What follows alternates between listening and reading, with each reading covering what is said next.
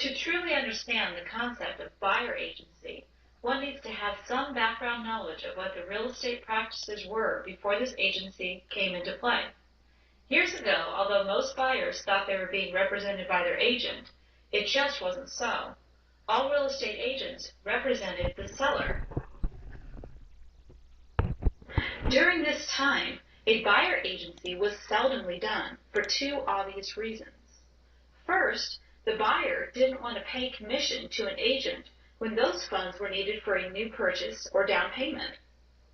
Second, all the agents in a particular firm had a fiduciary duty to the seller, and therefore the buyer's agent would not be able to show his client any houses listed by his brokerage firm. At this time, prior to buyer representation, the concept of caveat emptor, or buyer beware, was prevalent. That concept stated that the buyer was held responsible for investigating the purchase before buying. After the purchase, the buyer had little ability to force any issue that may arise unless he could prove the seller had used fraud. As we've already gone over, there was an obvious conflict of loyalties. An agent was perceived as working for the buyer when he was actually working in the best interest of the seller.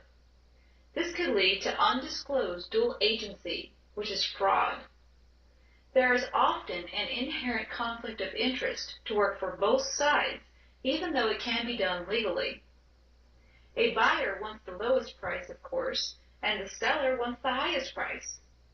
So the question remains, is the broker trying to get the highest price for the seller or the lowest price for the buyer when there is a dual agency? This leads us to the advent of the buyer brokerage. Originally, the National Association of Realtors mandated only seller representation, with the preconceived notion that this stance would simplify everything. However, the NAR changed its stance as well to pave the way for the buyer broker. Not until 1993 did the buyer brokerage come into practice. This, of course, became a new way of doing business in the real estate industry.